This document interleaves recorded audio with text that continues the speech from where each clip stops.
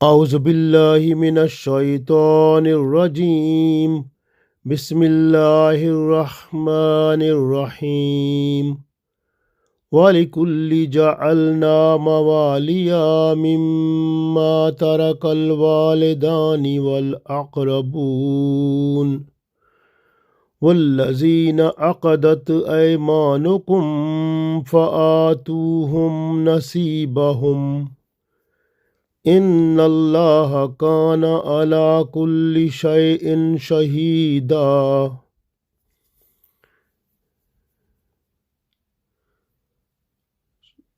السلام علیکم ورحمۃ اللہ وبرکاتہ۔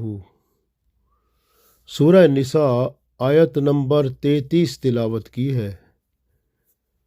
اس آیت میں اللہ تعالیٰ نے ارشاد فرمایا کہ جو شخص فوت ہو جاتا ہے اس کے ترکے میں سے حقدار جو ہیں اللہ نے مقرر کر دیے ہیں۔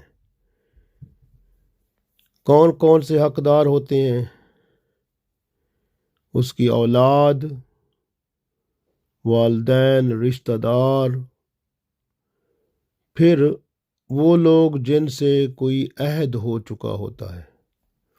یعنی اللہ تعالیٰ نے ہر شخص کے ترکہ کے لیے وارث مقرر کر دیے ہیں، اولاد، رشتہ دار اور وہ لوگ جن سے عہد ہو چکا ہے۔ زمانہ جہالت میں عہد و قرار جو تھا وہ ایسے ہوتا تھا کہ ایک شخص دوسرے شخص کو کہتا تھا کہ میں تیرا، تو میرا، تیرا سب کچھ میرا، میرا سب کچھ تیرا، میرا خون بھی تیرا، تیرا خون بھی میرا، تیری جائیداد بھی میری، میری جائیداد بھی تیری۔ اس طرح سے ایک معاہدہ کرتے تھے کہ اب میں اگر فوت ہو جاؤں تو سب کچھ میرا تیرا ہو جائے گا، اور تو فوت ہو جائے تو تیرا سب کچھ میرا ہو جائے گا۔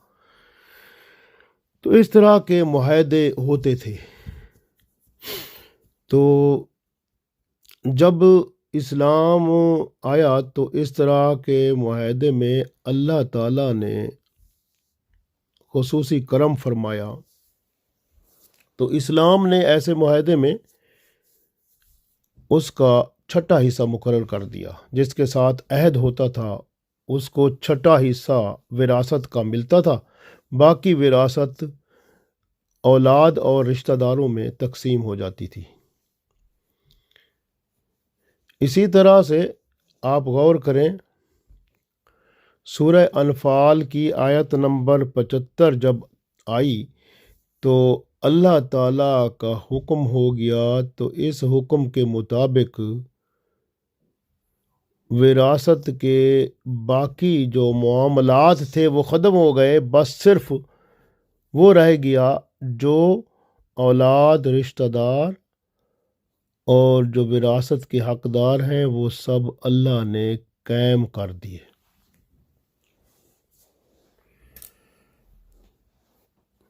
پہلے منہ بولا بیٹا جو ہوتا تھا اس کو بھی وراثت میں حصہ دیا جاتا تھا، لیکن جب سورہ انفال کی آیت نمبر 75 آئی تو وہ بھی ختم ہو گیا۔ اب پڑھتے ہیں، مزید اس پہ بات کرتے ہیں۔ اللہ تعالیٰ ارشاد فرماتا ہے، اعوذ باللہ من الشیطان الرجیم، بسم اللہ الرحمن الرحیم، وَلِكُلِّ جَعَلْنَا مَوَالِيَ مِمَّا تَرَكَ الْوَالِدَانِ وَالْأَقْرَبُونَ۔ وَلِكُلِّ اور ہر اس شخص کے لیے جو فوت ہو جاتا ہے، جعلنا موالیہ تو اللہ تعالیٰ نے اس کے وارث یا حصہ دار مقرر کر دیے ہیں، مما ترک الوالدانی جو اس کے والدین، اولاد، والاقربون اور رشتہ دار ہیں۔ یعنی اللہ نے وہ مقرر کر دیے ہیں کس کو کتنا حصہ ملنا ہے۔ والذین عقدت، والذین اور وہ لوگ، عقدت ایمانکم جن سے تمہاری قسمیں ہو چکی ہیں، یعنی جن کے ساتھ تم نے اقرار کر لیے ہیں، عہد و پیمان کر لیا ہے، ان کو بھی حصہ دینا پڑے گا۔ فآتوہم نصیبہم پس ان کو ان کا حصہ دے دو۔ ان اللہ کان علی کل شیء شہیدا بے شک اللہ تعالیٰ ہر چیز کا گواہ ہے، اللہ کے سامنے ہے سب کچھ۔ تو اس لیے یاد رکھیں، پہلے زمانے میں دوستی کا رشتہ ایسا ہوتا تھا، ایک دوسرے کے دوست بن جاتے تھے اور وراثت میں بھی حصہ دوست کو ملتا تھا۔ اسی طرح بھائی چارہ کا نظام آیا۔ رسول اللہ صلی اللہ علیہ وسلم جب ہجرت کے بعد مکہ شریف سے مدینہ تشریف لے آئے تو مہاجر اور انصاری کو بھائی بھائی بنا دیا گیا۔ اس وقت جب کہ وہ حقیقی بھائی تو نہیں تھے، لیکن اللہ کے حکم سے رسول اللہ صلی اللہ علیہ وسلم نے ان کو مواخات یعنی بھائی چارے کے ایسے بندھن میں باندھ دیا جو ان کے لیے اللہ کے حکم کے مطابق تھا، تو ساتھ ان کا وراثت میں بھی حصہ مقرر کر دیا گیا۔ پھر بعد میں جب سورہ انفال کی آیت آئی 75 نمبر، تو پھر یہ معاملہ بھی منسوخ ہو گیا، وصیت کا حکم جاتا رہا۔ یہ جو مواخات کے معاملے میں تھا، تو اس طرح سے اس آیت کے بارے میں محکم یا منسوخ ہونے کے بارے میں مفسرین کا اختلاف ہے۔ حضرت امام ابو حنیفہ رحمۃ اللہ علیہ کے نزدیک اگر دو شخص آپس میں معاہدہ کرتے ہیں کہ میرے مال کا وارث تو ہوگا، وہ دونوں اس پر راضی ہو جاتے ہیں، یہ معاہدہ قابل عمل ہو سکتا ہے۔ شرط یہ رکھی گئی ہے کہ اگر وہ جو بندہ فوت ہو جاتا ہے، اگر اس کا کوئی نسبی وارث نہیں ہوتا، یعنی اگر اس کا نسبی کا مطلب بیٹا بہن بھائی یا کوئی یعنی نسبی اس کا کوئی وارث اگر نہیں ہے، تو پھر وہ دوست جس کے ساتھ معاہدہ کیا ہے وہ اس کا وارث ہو جائے گا۔ اس وجہ سے اگر ایسی حالت نہ ہو اور کسی کا کوئی بھی وارث نہیں ہے اور اس کا کوئی معاہدہ کسی کے ساتھ نہیں ہے، تو پھر اس کی تمام جائیداد وہ اسلامی حکومت کے بیت المال میں جمع ہو جائے گی۔ تو یہ حکم آ گیا۔ اس طرح سے ہجرت کے بعد جو ایک انصاری اور ایک مہاجر کے درمیان جو اخوت کا رشتہ قائم ہو گیا تھا، تو ایک مہاجر انصاری کے مال کا رشتہ داروں کے بجائے وارث بن جاتا تھا۔ سورہ انفال کے آنے سے وہ بھی ختم ہو گیا۔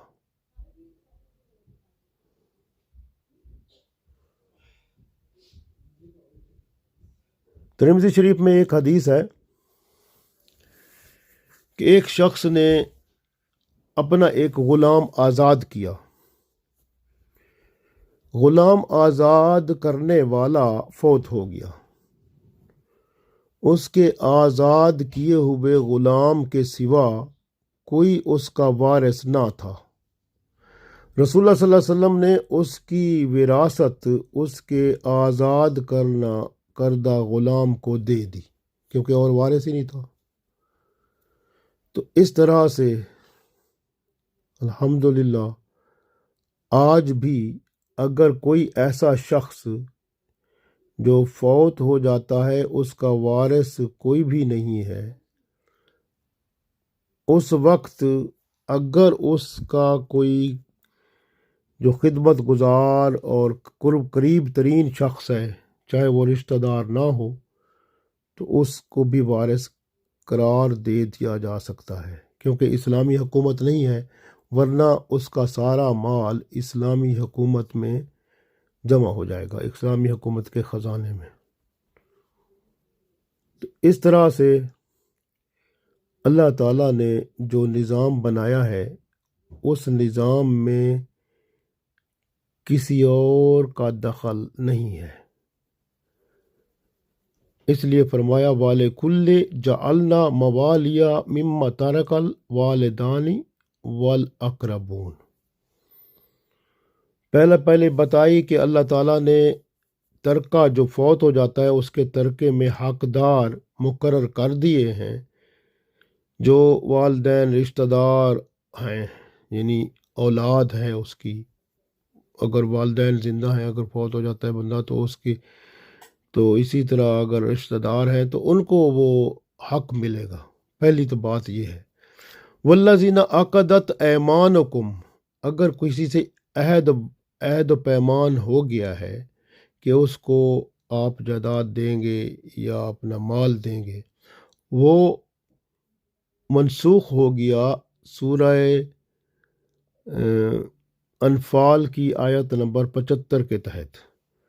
صرف اس کا ایک حصہ باقی رہتا ہے، وہ بھی شرطیہ ہے کہ اگر کوئی شخص جو فوت ہو جاتا ہے اور اس کا کوئی ولی وارث نہیں ہے، یعنی نسب میں سے، رشتہ داروں میں سے کوئی بھی اس کا ایسا رشتہ دار نہیں ہے جو اس کی جائیداد کا، اس کے مال کا وارث بن سکے، اور حکومت بھی اسلامی نہیں ہے، تب اس کا قریب ترین جو دوست ہے یا خدمتگار ہے وہ اس کا مالک بن جائے گا۔ یہ امام ابو حنیفہ رحمۃ اللہ علیہ کا بھی یہی اصول اور یہ قانون بنایا ہے اس آیت کے مطابق۔ تو اس لیے پرانے زمانے میں منہ بولا بیٹا جو ہوتا تھا اس کو بھی جائیداد میں سے حصہ دیا جاتا تھا، لیکن اب وہ نہیں دیا جاتا، کیونکہ سورہ انفال میں اللہ نے فرما دیا کہ صرف وہ رشتے جو نسبی ہوتے ہیں وہ بندے کا ترکہ حاصل کر سکتے ہیں، اس کے حصہ دار ہوتے ہیں، اس کے علاوہ کوئی حصہ دار نہیں ہوتا۔ تو یہ قانون رشتوں کا، رشتے جو ہیں اس میں جائیداد کی تقسیم کا اللہ نے مقرر کر دیا ہے، اس لیے اللہ کا حکم جو ہے وہی واضح اور سب پر حاوی ہے، اور اسی کو مان کر آگے ہم چل سکیں گے، اور شریعت کا نفاذ بھی اسی بات پر ہے کہ اللہ کا حکم ہی چلے گا، اور رسول اللہ صلی اللہ علیہ وسلم اس کی وضاحت جو کرتے ہیں وہ اس کے مطابق دین حق قائم ہو جائے گا، الحمدللہ شریعت کا قانون بن جائے گا۔ اسی طرح اگر کوئی فوت ہو جاتا ہے تو اس کی اگر کوئی دید دینی ہے تو اس میں سے دے سکتے ہیں، اور نظر کوئی اس کی رہتی ہے وہ اس میں سے دے سکتے ہیں، اس کا کوئی قرض رہتا ہے وہ بھی اس میں سے دے سکتے ہیں، اگر اس نے کسی کی مدد کا کہا تھا تو وہ آپس میں مشورہ کر کے خیر خواہی کی خاطر وہ بھی مدد دوسرے کی جا سکتی ہے، پھر مال جو بچتا ہے اس کو پھر رشتہ داروں میں تقسیم کر دیا جاتا ہے، یعنی جو حقدار ہیں ان میں۔